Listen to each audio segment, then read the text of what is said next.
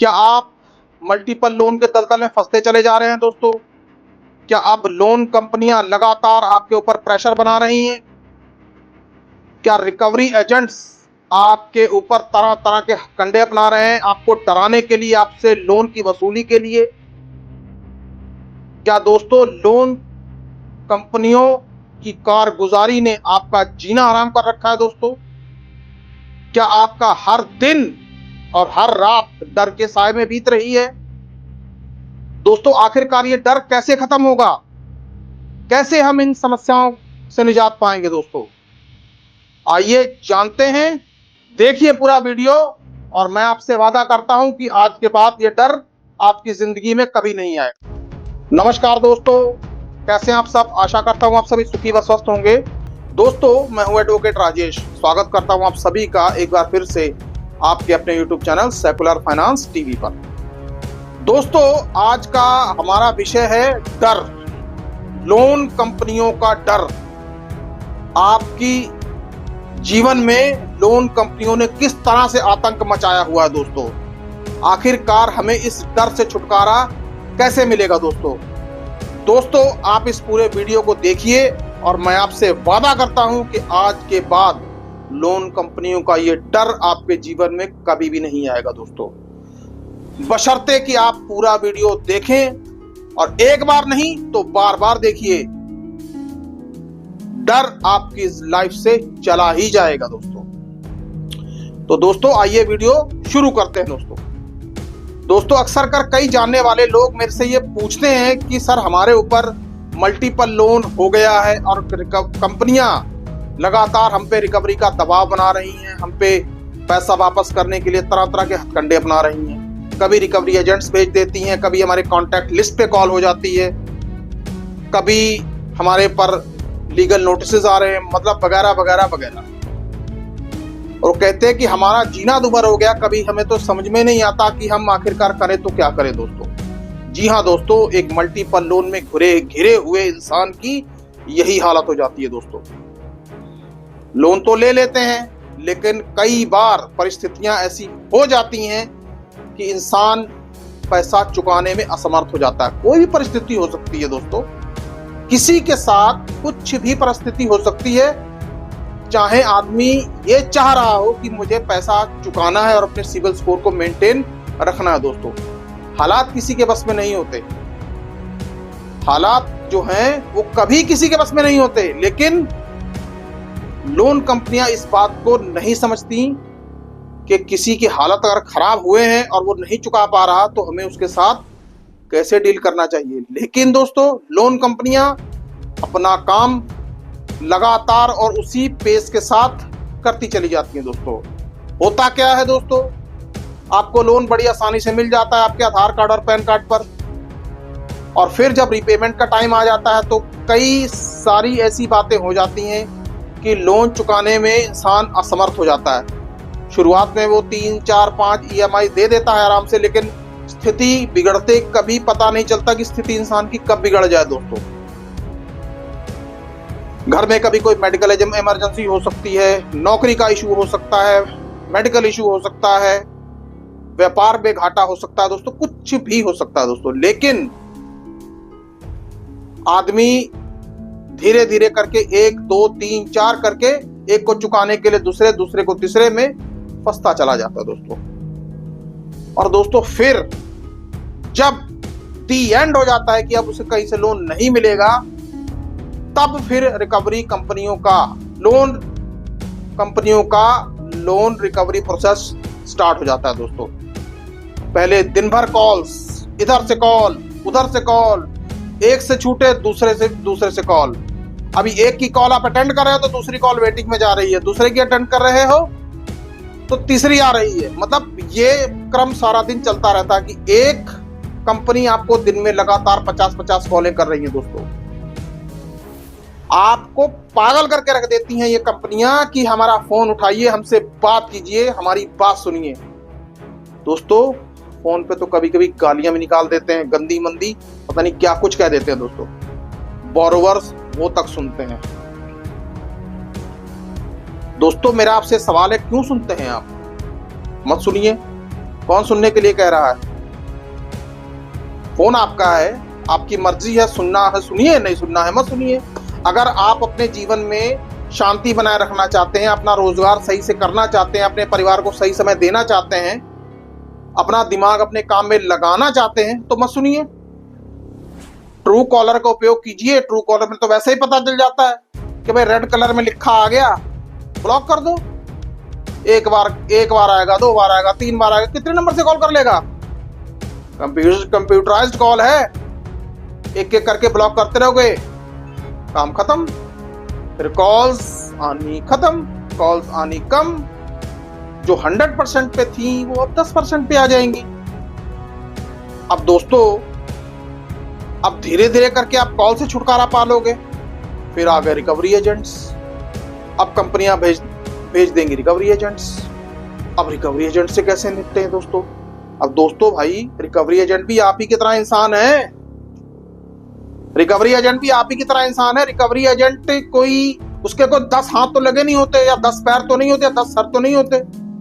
वो कोई आसमान से उतरी हुई कोई दिव्य शक्ति तो है नहीं कि जिसको देख के आप डर जाते हो। भाई क्यों डरते हो? पैसा है तो दीजिए, नहीं है तो भैया ना दीजिए। आप कौन है हमें डराने वाले? लोन रिकवरी एजेंट घर पे आता है तो हाँ जी बताइए, डीआरए लाइसेंस है? किससे मिलने आए हो? आपके पास डीआरए लाइसेंस है, होम विजिट लेटर है, आपका आई कार्ड कहां पे है? दिखाइए। नहीं दिखाते तो रवाना करिए। क्यों डरते हैं? अगर ज्यादा बदतमीजी से बात करने की कोशिश करता है, लड़ने झगड़ने की कोशिश करता है, आपके ऊपर यदि हाथ भी उठाने की कोशिश कर देता है, तो दोस्तों कानून की भाषा ये कहती है कि सेल्फ डिफेंस में किया हुआ कुछ भी कोर्ट कभी उसको गलत नहीं मानता। क्योंकि दोस्तों, रिकवरी एजेंट्स आपको अपनी मसल पावर दिखा के डराना चाहता है, आपकी बेइज्जती करने की कोशिश करता है मोहल्ले में।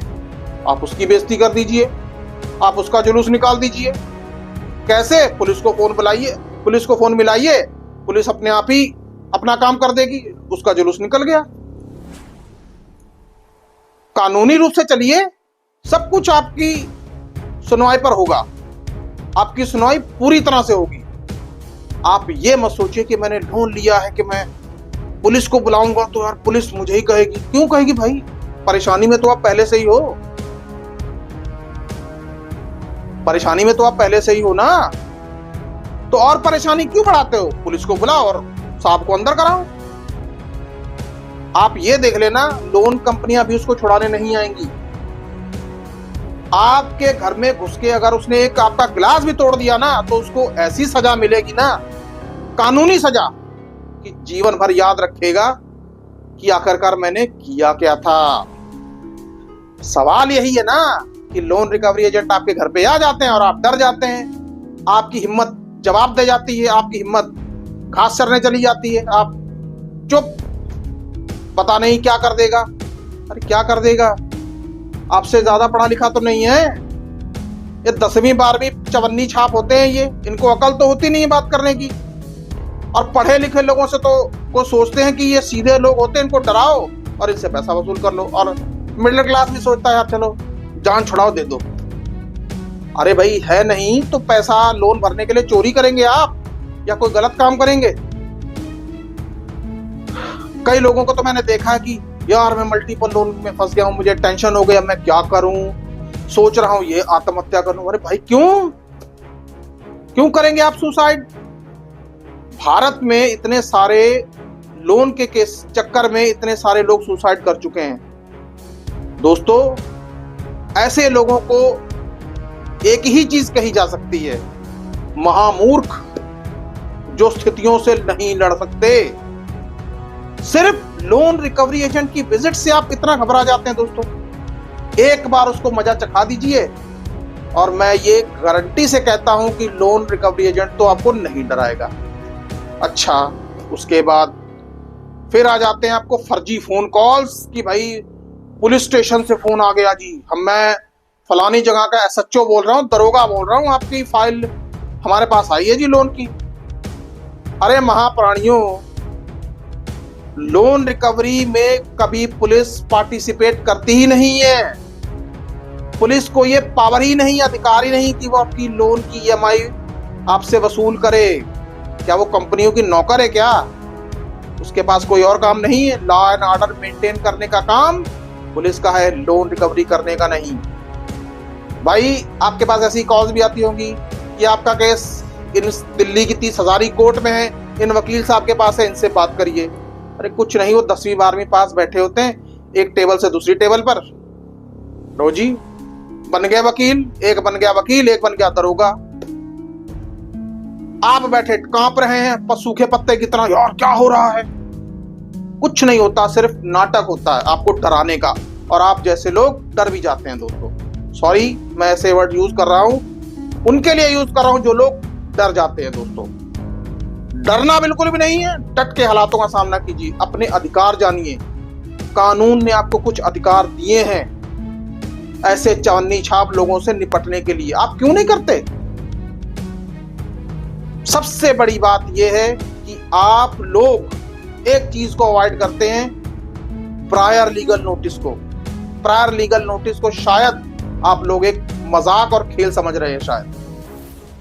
दोस्तों, यही वो प्रायर लीगल नोटिस है जो आपके लिए एक आधार बना देता है कि आपने कंपनियों को इन्फॉर्म कर दिया है कि आपके हालात कैसे हैं। फिर उसके बाद कंपनी रिकवरी एजेंट भेज रही है या फर्जी कॉल्स कर रही है, कुछ भी कर रही है। कंपनियां तो देखो अपना प्रोसेस करती रहेंगी, कंपनियां नहीं रुकने वाली। लेकिन प्रायर लीगल नोटिस हो जाने के बाद कंपनियों को एक बात तो समझ में आ जाती है कि भाई अब ये बंदा पैसे आसानी से नहीं दे पाएगा। अब दोस्तों फिर उसके बाद शुरू हो जाता आर्बिट्रेशन। अब यही चीज आपके आर्बिट्रेशन में भी काम आ जाती है, क्योंकि कंपनियों को आपने प्रायर लीगल नोटिस भेज दिया है और इन्फॉर्म कर दिया है। तो इसकी काट कंपनियों के पास क्या हो, यही हो सकती है कि भाई आपकी समस्या को सुलझाएं, क्योंकि आरबीआई भी तो यही कह रहा है। इसलिए दोस्तों जरूरी है प्रायर लीगल नोटिस देना। आपको लगता है कि यदि आपकी ईएमआई बाउंस हो रही है या लोन डिफॉल्ट हो रहा है, हो जाएगा, वह हो चुका है, बिना देरी किए प्रायर लीगल नोटिस दे दीजिए, किसी अच्छे एडवोकेट से दिलवाइए, एडवोकेट के लेटर हेड पे जाएगा तो आपका काम आसान हो जाएगा। और कंपनियां फिर आपके ऊपर कानूनी एक्शन लेने से पहले 100 बार सोचेंगी। देखिए, कंप्यूटराइज जनरेटेड तो आर्बिट्रेशन के नोटिस, सेक्शन 25 के नोटिस या 138 के नोटिस, 13(4), 13(2) इस तरीके के नोटिस आपको आते ही रहेंगे और आपको उनका जवाब देना भी है। प्रायर लीगल नोटिस तो पहले दे दीजिए, उसके बाद यदि कोई नोटिस आ रहे हैं तो उनके जवाब दीजिए। मैं आपको ये बता रहा हूं, आप बिल्कुल सेफ रहेंगे और दोस्तों आगे जाकर आपको किसी तरीके की कोई परेशानी नहीं होगी। दोस्तों, आप जरा सी बातों पे रोना बंद कर दीजिए कि भाई मुझे एजेंट्स के फोन आ रहे हैं, एजेंट परेशान कर रहे हैं। अरे भाई क्यों कर रहे हैं? आप अपनी कानून की पावर दिखाइए, आप अपने अधिकारों का प्रयोग कीजिए ना, एक बार करके तो देखिए। क्यों बैठे हैं? किसने रोका? एक बार अपने कानूनी अधिकारों का प्रयोग कीजिए और फिर भाई साहब को खुद ही पता चल जाएगा कि कानूनी अधिकारों का प्रयोग फिर कैसे होता है। आप समझ रहे ना मेरी बात? आपने एक चीज तो देखी होगी, कभी कभी कोई आवारा कुत्ता आपको भौंकने के लिए दौड़ता है तो आप क्या करते हैं? यदि वो कुत्ता आपको काटने के लिए आगे बढ़ता है तो क्या करते?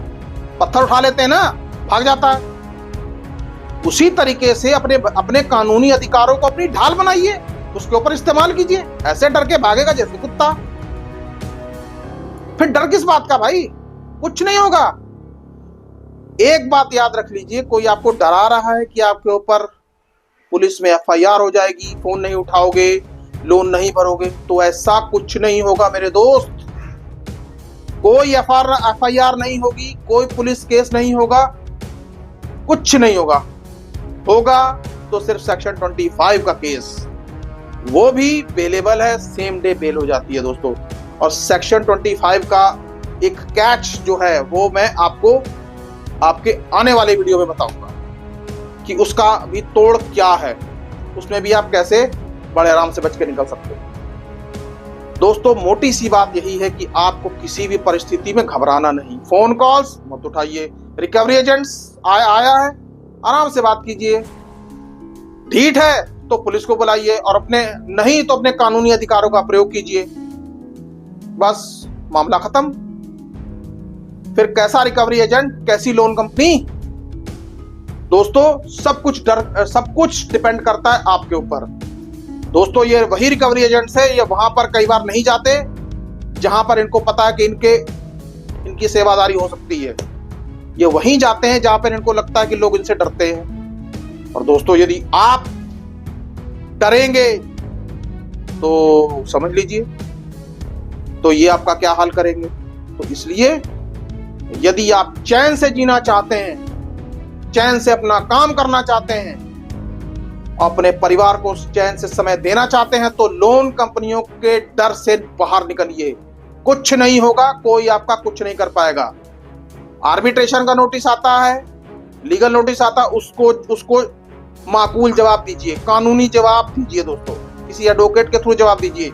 नहीं दे सकते तो उसके लिए हम बैठे हैं, चाहे प्रायर लीगल नोटिस हो, चाहे किसी प्रकार का नोटिस हो। दोस्तों अगर आप कोई महंगा एडवोकेट हायर नहीं कर सकते तो आपके कानूनी जवाब सारे हम देंगे, बहुत ही कम रेट पर, मार्केट में सबसे कम रेट पर।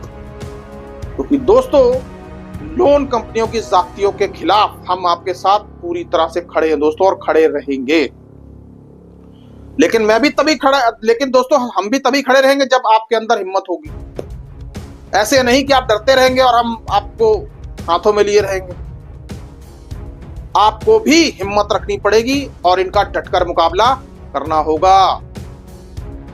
आई होप आपको मेरी बात समझ में आ गई होगी दोस्तों, और मैं ये उम्मीद करूंगा कि जो लोग मल्टीपल लोन में फंसे हैं और वो मेरा ये वीडियो देख रहे हैं, शायद उनके अंदर अब हिम्मत जागृत हो गई होगी। दोस्तों अपने अंदर के शेर को जगाइए और मुकाबला कीजिए इन लोगों का।